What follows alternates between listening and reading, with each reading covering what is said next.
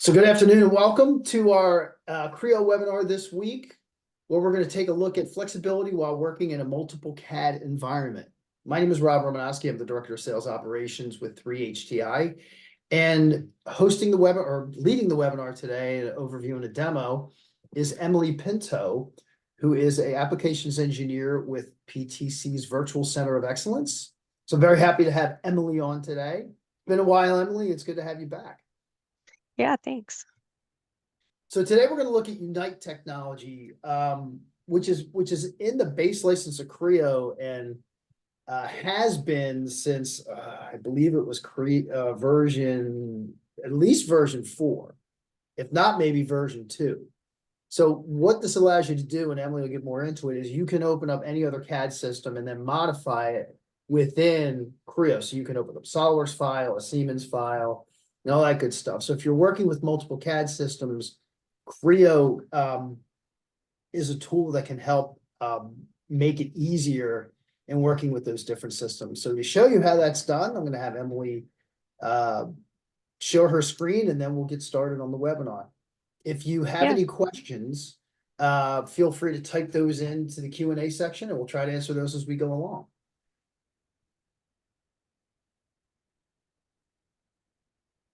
Here we go. All right. Can you see my screen here? Yes, you can see it, All Emily. Right. So we're talking about Creo's Unite technology today. The format for the webinar, we'll talk about the challenges that really prompted PTC to focus on these capabilities, what the solution looks like, and the capabilities that it has. And then I'll show you what it looks like, go through a little demo, and talk about how this is useful to you. So the challenges that really exist in the industry with every company is it's difficult to collaborate across different CAD systems. You can have different tools and data, whether that's getting it from vendors or working on a different software, or even if you acquire a company or there's different departments within the company, you have all this different data and different tools that you're working on. So this can make it hard to incorporate all of that different CAD data into your model without making it a nightmare to manage and, oh, is this outdated, and all sorts of issues, right, come up with trying to use non-native geometry. And this can often result in costly and delayed projects. It almost always takes you longer when you have non-native parts. The workflow isn't as streamlined, and you have to really be careful that you're not missing anything and that, it's coming in appropriately. So we have our Creo Unite solution. We call it Creo Unite, but it's really completely integrated into Creo. It's just opens up a new set of capabilities, and actually even included in the base version of Creo, you have these capabilities to open and work with non-native geometry. So we have a couple of specific capabilities here. The first one is file import versus file open. So this is a big difference. File import is the traditional Unite's just the name for the technology behind our open and import. But import actually converts it into a Creo model. So you're going to take it and it's going to rework that model in Creo geometry. So it's now an imported model. And this completely breaks the link with the file that you originally started with, that you got from a vendor, or you got from another department. File open is another option that you have, and this allows you to keep a little bit more streamlined of a workflow. So with file open, you're not converting it into Creo geometry. You're leaving it actually in the format that it came in. So if it's SolidWorks or NX or CATIA, it's going to stay a SolidWorks or an NX or CATIA model, even in your model tree, and we'll see that in the demo. But it doesn't create any new objects that you have to store as a management issue. It doesn't contain any of the feature stuff, but you're able to actually work around it, and still it pops up because you're not importing the geometry, you're just opening it. So it really reduces import failures, long load times, all of the issues that you might run into with file import. File open allows you to kind of sidestep, but still have the geometry in your model. And we'll talk about some of the differences there when we get to the demo. It also allows you to save as. If you're not familiar with this capability, you can actually save your Creo model, whether it's imported or whatever it is, or designed natively in Creo. Save it as a different file format, meaning like a different solutions file format. So you could save it as CATIA, you could save it as SolidWorks. And then again, when you send that to someone who's opening it in that software, they're still not going to get their feature tree or anything like that. That doesn't exist anywhere right now. But what they will avoid is all of those import issues because it's saved in that format. So they're not going to have all those import failures that you might have, or, you know, really long load times, crashing the system, things like that. So it makes it a little bit more streamlined as you're passing files to the next department. And then we do have automatic updates. So when you have your model opened, if you have a non-native Creo model, a non-native model opened in Creo, it maintains the link to that original file, right? Because you're actually using the original file. You haven't created a duplicate in Creo geometry, so it can keep the link to know if it's been updated. So if someone sends you a SolidWorks model, you open it in Creo, you keep that link, you didn't import it. When that SolidWorks model, when there's a new version or a new model that's in your data management system or on your, you know, in your filing system, it'll recognize that there's been changes made, and that will actually just be reflected automatically in, you know, the assembly that it's being used in, or whatever it is. Okay, so that was a little bit lengthy of a description, but I wanted to make sure we covered the basics because sometimes I can get into word jumbles with all of this, all of these terms. Sometimes your tongue gets tied up. So what we're going to do here is look at just our standard example. This is a snowmobile assembly, and you know, the situation that we're looking at here is we don't make batteries, right? So snowmobile company doesn't make batteries. They order that from a vendor. So we do need to build the structure around it. But the battery company uses NX. So we can actually open, not import, open the file in Creo. And you'll see in the model tree, it actually shows up as an NX file, the little symbol next to it. No feature failures or no geometry failures, no long load times, opens right up. It's really just a representation, right? But it's a smart representation. So then as we model our parts around it, you can maintain that link. So this is just some regular Creo modeling, really just going through the example here of what it would look like to work with this workflow. And the idea is you bring in the parts that you'd like to incorporate. If you're collaborating with other groups, if you're consolidating a bunch of different departments or companies into one, you have all this different data. What does it look like to work with that in your model in the least, you know, with the least amount of hassle? And so really what that means is, okay, assemble the parts that are going to go around it, whatever parts you need, and let's actually copy the geometry from the non-native model. So this is going to create a link between the the opened model, the NX model, and the geometry in Creo that you're modeling around it. So you're able to incorporate the NX part or assembly as part of your assembly without having to break that link. So manual update, this is going to give you an option, we'll see this later, for if the geometry of the NX model changes, don't automatically change our geometry, but we want to get a notification so that we can update it manually after we check it. So the issue here is we have that little bump, right? And we're going to make a little hole for it. This doesn't quite fit. This is just the generic cover. And when you bring in the cover, it might not fit every battery generation that they come out with. So we need to incorporate the geometry from the battery into our model, and basically just grab that loop of the geometry that we need to accommodate, make a little offset loop for us to use in our part. And then we're this is creating some intelligence, some design intent, because we don't want this hole to just be anywhere, right? We need the cutouts for this to be in line with the geometry on the battery. So we have that bump on the battery that we need to have a cut for. And then we have the battery handle that we need to have a cutout for. So you can just throw some of this in. just like put a rectangle to create that openings that the handle can fit through it. And the idea here is that our geometry is going to be linked to the battery, right? So the design intent is, hey, work around these features that we have, not just, hey, let's change our part and then hope next generation it looks the same. There's also like a little indentation in the battery, a little like divot in the middle. So we need to do a little drop down in the sheet metal. And we're using, again, that hole cutout as that copy geometry as the reference for where our cuts are centered, where this drop down is centered, tying it to the geometry that we care about so that there's intelligence and design intent in the model.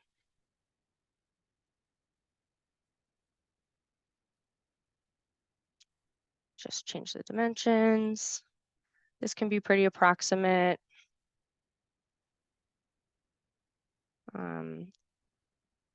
The fewer references you can have is a good idea. So using that hole cutout as the reference is a good option. And actually with the sheet metal, you can add the taper right here as part of the feature.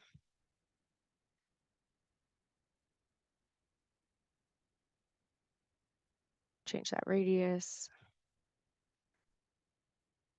Just round those edges. Okay, so we can see now that our part is working around those features. Add that geometry, looks good. And it fits. So we can see that strap, that's what it's called, strap, not a handle.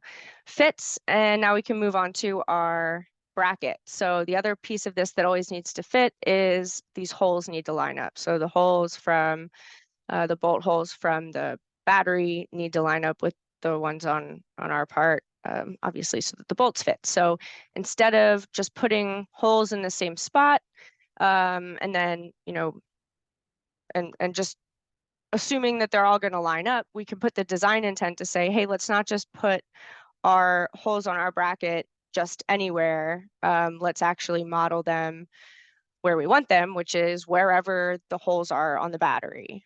So you can do that, move that up, the copy geometry. So now in the part, in this bracket part, the plate, we can actually use the geometry now to place those holes.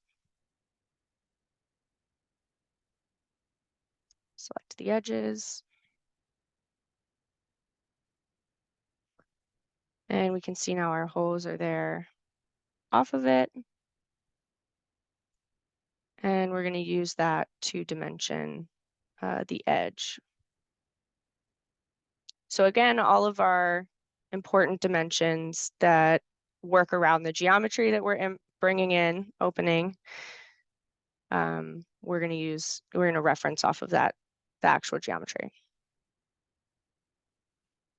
Okay, so finishing it up, we have some bolts to add in the assembly. They're assembled to those cuts.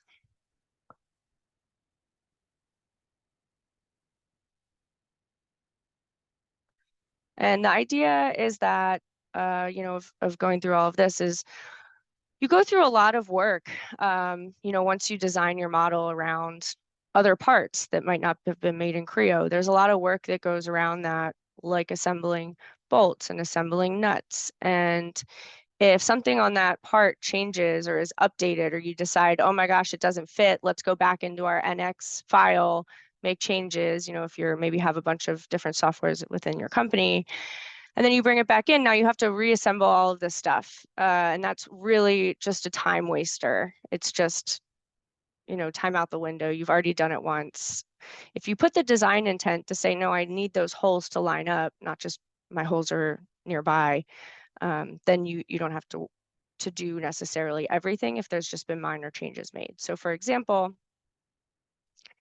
if we exit out of that and update the battery, So let's pretend that we got a new battery.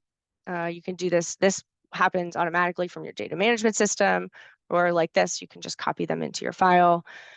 But wherever this file, the NX file is living, if that's changed or updated, your Creo model is going to know about it as long as you've used file open, not file import. You get this notification, and that's because we set it to manual update with notification. So it actually tells us these geometries have moved. And when you click on them, they highlight in the model tree, so you can find them pretty easily.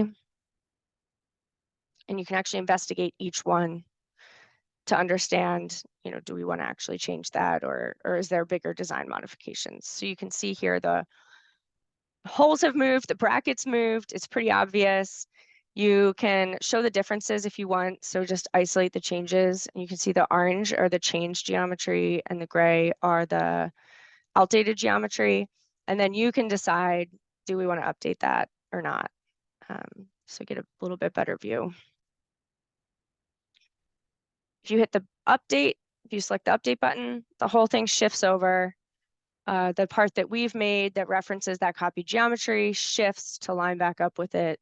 Again, model and design intent is really critical, and you can actually use it with non-native geometry with Creo Unite. So up here we have, obviously this whole top piece is shifted. This is a little bigger, the bump. And there's no reason, there's no safety reason or any reason, interference reason why we can't just update this. So there you go.